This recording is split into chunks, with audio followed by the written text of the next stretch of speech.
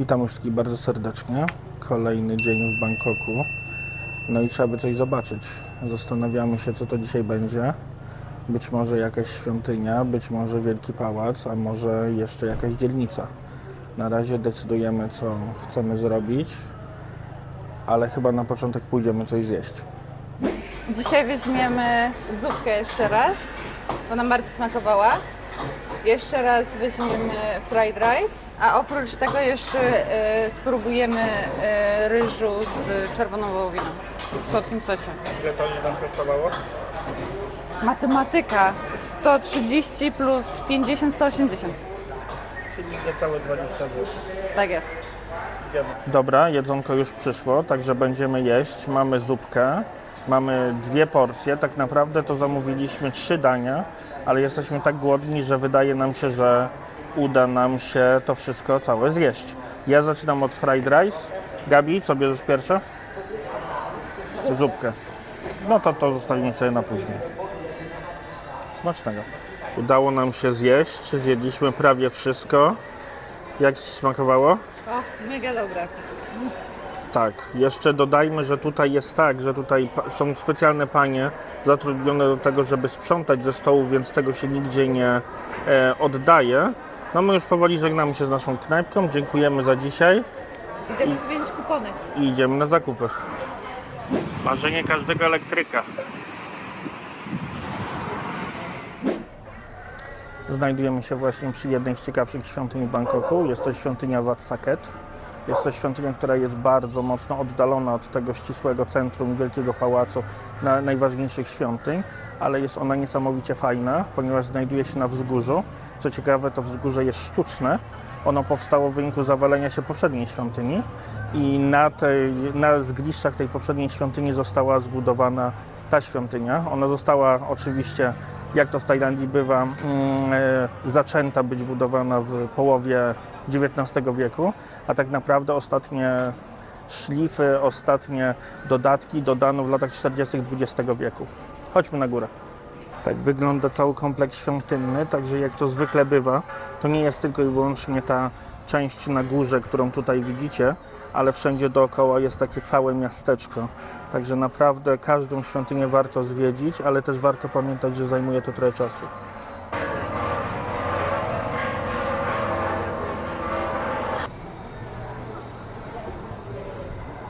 Jak jesteście turystami, to musicie zapłacić 100 batów, żeby wejść.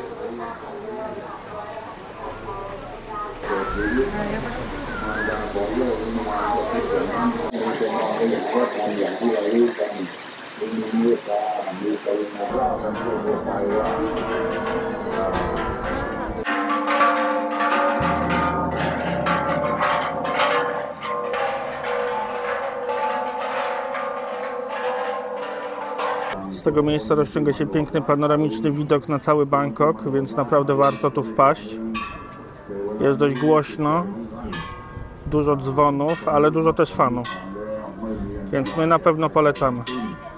Mnie się bardzo podoba.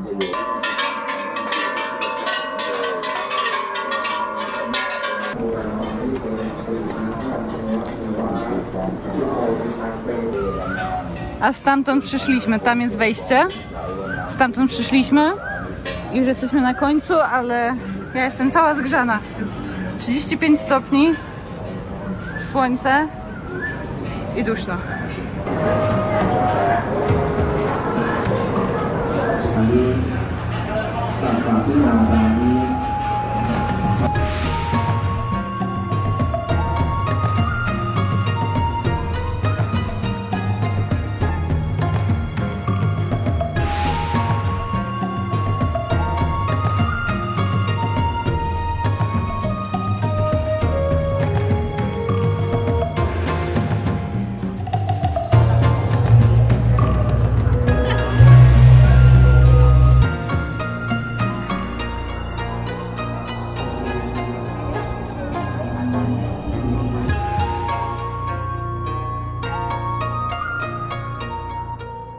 No i jak widać, tutaj modły zostawia się razem z pieniążkami. Także wszędzie macie banknoty dookoła. Pieniądz tańczy na wietrze, zabiera do Boga wszystkie te prośby, które są tutaj. No i jakoś się kręci.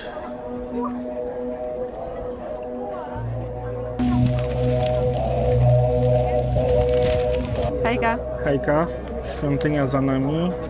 Jesteśmy na samym szczycie. Tutaj z samego szczytu rzeczywiście te widoki są niesamowite. Sama ta pagoda też wygląda bardzo, bardzo fajnie i to, o ile dobrze pamiętam, nazywa się stupa. Także jest tutaj cała złota. W środku w ogóle jest bardzo dużo złotych posągów Buddy. Jest ich tutaj naprawdę sporo w każdej możliwej postaci. Ale też warto dodać, że to są ciągle aktywne świątynie, które my zwiedzamy. I na przykład tak, w której jesteśmy dzisiaj, jest bardzo dużo modlących się ludzi. Nawet teraz leci taka pieśń religijna buddyjska. Także staramy się z respektem okazywać szacunek i religii ludziom, więc zbyt dużo tutaj nie mówimy, ale na pewno polecamy, żeby tu przyjść. Warto wdrapać się na tą górę przy 35 stopniach. Tu niby jest klimatyzacja, ale są też otwarte okna, co jest bardzo fajne. Nic to nie pomaga, ale naprawdę człowiek trochę się spoci, a zobaczy kawałek naprawdę i pięknej religii, i historii, no i też całe to przepiękne miasto w panoramicznym skrócie. Ta mantra sprawia, że tutaj jest nieziemski klimat. Naprawdę mnie się od samego początku od dołu podobało, nawet jak słychać było te dzwony, jak biły. Mnie się również podobało tutaj wejście samo. Jest ponad 300 stopni, ale prowadzi to wzdłuż takiej dżungli, gdzie są ukryte figurki Buddy plus różne zwierzaki. Także bardzo mi się podobała też droga tutaj. I też starają się tu puszczać taką mgiełkę wodną, żeby trochę pomóc. Tak, i to też wprowadza taki niesamowity, mglisty klimat. I na pewno trochę pomaga. I to 300 stopni to nie tylko schody, ale także temperatura. Wielu mówi, że to jest naprawdę najlepsze miejsce na panoramiczny widok całego Bangkoku. Rzeczywiście coś w tym jest. Taki zachód słońca to ja rozumiem.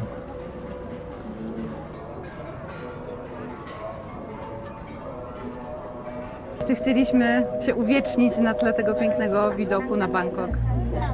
I widać tutaj naprawdę każdy budynek i ta słynna, wysoka panorama Bangkoku robi niesamowite wrażenie, ale w ogóle z kilku stron jest też ten niski Bangkok, ten bardziej tradycyjny, który też stąd bardzo ładnie widać i na pewno nie odbiega pięknem od tego wysokiego skyline'u. Polecamy każdemu, żeby tutaj przyjść. Tobie też. Wracając, postanowiliśmy zatrzymać się jeszcze na zejściu na chwilę. Jesteśmy na takim podejściu tutaj w połowie świątyni. Podziwiamy zachód słońca, stwierdzimy, że warto zatrzymać się tutaj na chwilę, żeby podziwiać te widoki.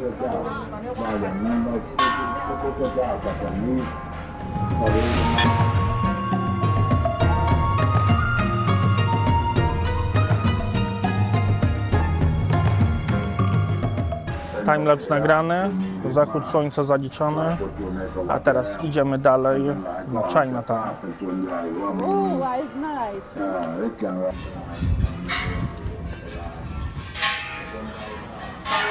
A oto przed Państwem odcisk Buddy, oczywiście odcisk stopy, całkiem dużo, prawda? Wielka stopa. Wielka stopa. Zupełnie nie wiem, co to za historia, ale za odciskiem Buddy jest sobie taka oto scena, gdzie tam pani chyba jest pożerana przez sępy, a inni ludzie się przyglądają. I tu wszędzie są sępy. A tu sobie świeci oświecony Budda. Te posągi Buddy nigdy nie przestaną mnie zaskakiwać.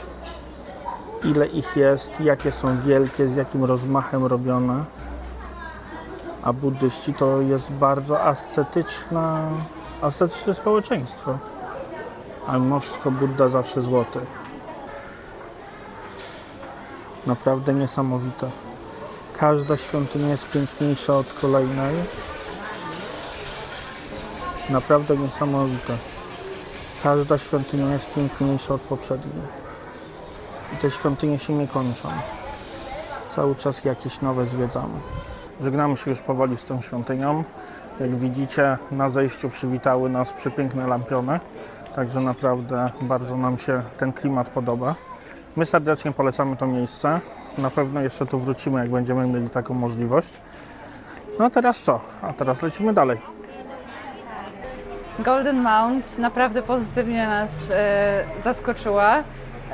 Po zachodzie słońca już myśleliśmy, że to wszystko, co zobaczyliśmy, a tam jeszcze kolejne atrakcje. Jeszcze widzieliśmy odcisk stopy Buddy, widzieliśmy w ogóle największego Buddę tutaj w tej świątyni na samym zejściu. No i po zejściu z tej głównej części świątyni, tutaj na dole bardzo piękne lampiony, kramy, także super. Ktoś bardzo głośno się wyraża. Przepraszam. 10 วัน7 สีนะคะไม่บอกทางวันนะคะทีละ99 บาทจ้านะคะยกมือยกแขนขึ้นฟ้าดูค่ะนะคะชุดละ99 บาทนะคะไม่บอกทางวันเลยจ้ามีตุงนะคะ12นักสัตว์คนเสริมดวงได้นะคะแค่มีชมนะคะไม่บอกทางวันนะคะนี้คือทางนะคะ10 วัน A to wszystko dla tego pana. ตั้งจิตอธิษฐานอวยพรนะคะมีจิตประสิทธิ์ดีนะคะ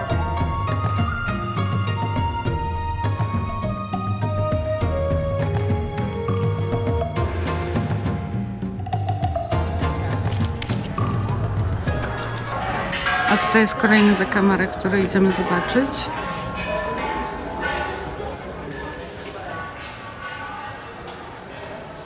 O wow.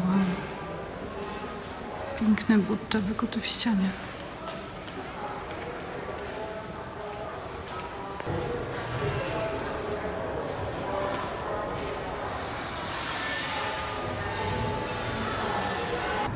Tak się jada słynny street food na ulicy. My na razie jeszcze przyzwyczajamy nasze żołądki, więc jeszcze na street food nie chodzimy, ale wydaje nam się, że niedługo już zagościmy w takich knajpach. Tutaj na pewno mają najlepsze jedzenie, no i przy okazji jest bardzo tanie.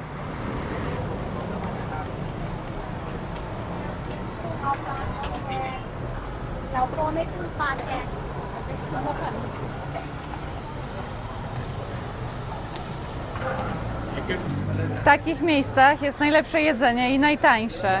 Niestety, my Europejczycy musimy trochę uważać, ponieważ w Azji są inne kultury bakterii. Ja mogę podzielić się moim przykładem z przedostatniego razu, jak byłam w Tajlandii. Zjedliśmy już pierwszej nocy taki street food pyszny, bo był ekstra dobry. Pierwszej nocy po przyjeździe do Tajlandii i tydzień później niestety wylądowaliśmy w szpitalu, ponieważ złapaliśmy jakąś bakterię z jedzenia, która się rozwinęła i mieliśmy wysoką temperaturę, odwodnieni byliśmy i tak dalej. Także trzeba z tym uważać. Obecnie teraz nie jemy na street food od początku, ale na pewno skosztujemy, jak się nam żołądek przyzwyczai. A za mną znajduje się najsłynniejszy street food w Tajlandii, który zdobył gwiazdkę Michelin. Słynie z tego, no, że jest dobre jedzenie, ale przy okazji jest drogie, bo za fried rice się płaci 1000 batów. Natomiast słynie również z pani kucharki, która tam jest akurat za mną, która zawsze gotuje w goglach. To jest to miejsce Ranjai Five. Pani akurat się schowała z goglami i tu gotują. O, tu jest pani z goglami. Jakaś kolejna dobra restauracja, patrzcie tylko na kolejkę. A tam z tyłu jest ten street food z gwiazdką Michelin, ale tam jest napisane, że waiting list is full. Nawet się nie ma co zabierać i iść tam. A jeszcze przed chińską dzielnicą postanowiliśmy zobaczyć jedną świątynię.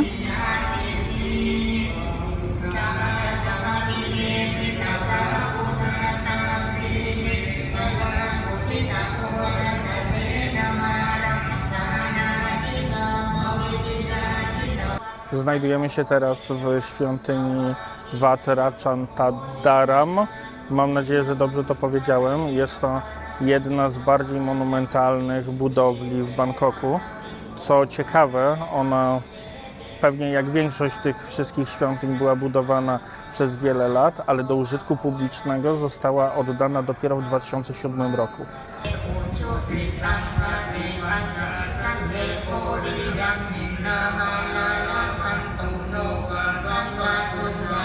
Tutaj to, o czym mówiłem, że te świątynie są wiecznie w budowie, także tak wyglądała ta świątynia lata temu, później tak ewoluowała, aż w końcu została w takim stanie. Oczywiście zauważyliście pewnie, że lata są inne, a to dlatego, że tutaj obowiązuje zupełnie inny kalendarz niż nasz.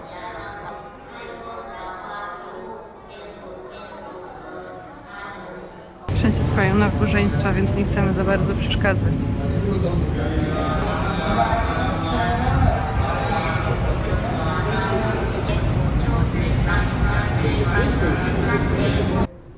Budynek, który tutaj widzicie, nazywa się Loha Prasad.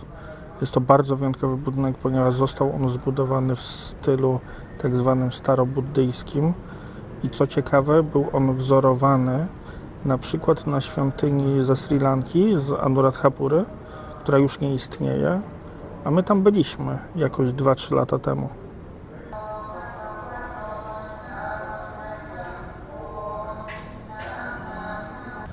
Żegnamy już się z tą świątynią. Naprawdę wygląda monumentalnie, szczególnie nocą. W ogóle jak tylko macie możliwość, to zwiedzajcie świątynię również w nocy, bo naprawdę robią niesamowite wrażenie. My też załapaliśmy się na modły buddyjskie, więc mieliśmy okazję zobaczyć i doznać tego doświadczenia. Na pewno warto było tutaj przyjść. No a teraz co? Jeżeli nam się uda, to zobaczymy jeszcze tą świątynię w ciągu dnia. A jeżeli nie, to już ją zaliczyliśmy, a teraz jedziemy na kolację do Chinatown.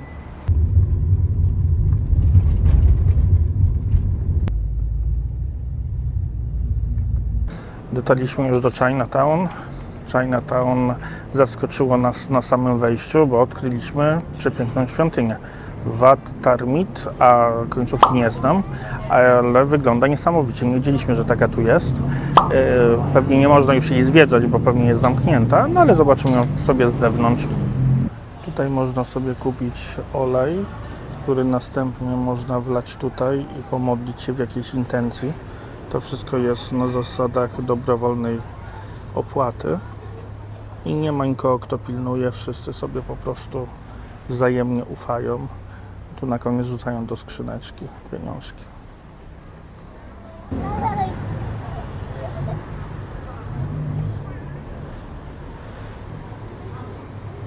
Dobra, tak się nazywa ta świątynia. Wat Traimit Vidhayarmvoaravhan.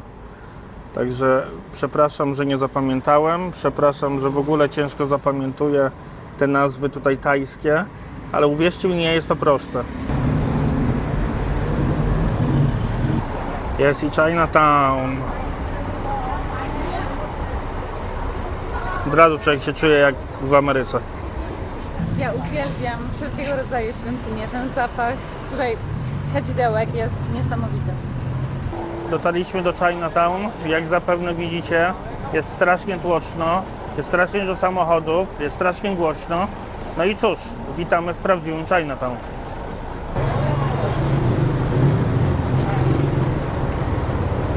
W Bangkoku znajdziecie dosłownie wszystko. Na przykład tutaj jest autobus dwupiętrowy, który służy jako restauracja. Wy sobie przychodzicie na kolację, jecie, a oni was wożą po mieście.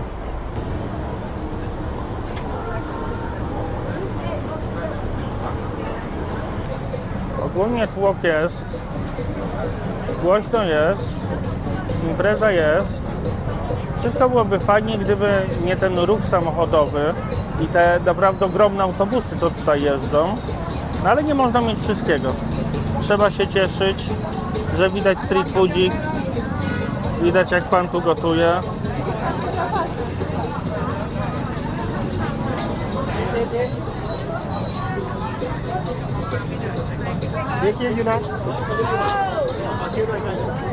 Tak się właśnie chodzi w Chinatown. Normalnie leci się z tłumem. My obecnie trzymamy się barierki, dlatego tylko stoimy. Ale już tłum czuje, że chce nas porwać. Także musimy razem z nim iść, dokąd nas to zabierze. Nie mamy pojęcia, co jest na końcu tej kolejki. Ale z chęcią się przekonamy. To prawda. Idziemy jak pingwinki.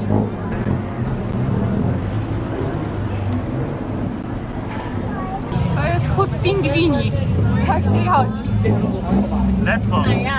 Ten przybytek zdobył dużo gwiazdek Michelin. A, อะไรดูเมนูกันก่อนได้เลยจ้า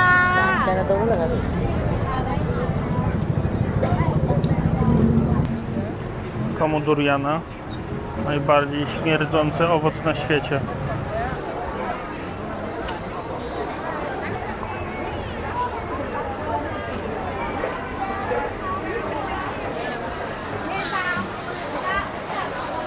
Gabriela zdobyła sok, pyszne, granatowe.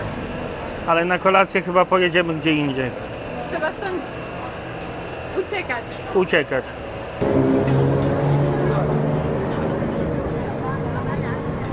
Żegnamy się już z Chinatown. Mówiąc zupełnie szczerze, chyba najbardziej szalone miejsce, w jakim do tej pory byliśmy w Bangkoku, prawda? Tak, ale może to jest kwestia tego, że jest weekend, ale Może nie ma, tak, ale- zero przyjemności z chodzenia po tej ulicy. Tu się nie da nic jeść, tutaj można tylko jeść w tej kolejce i nie wiadomo co, a w ogóle to zanim się zamówi, to już się jest 3 stragany dalej, bo cię kolejka przeniosła. Także my podziękujemy, znajdziemy sobie jakieś spokojniejsze miejsce w okolicach Khao San Road, żeby zjeść kolację. Siadaj.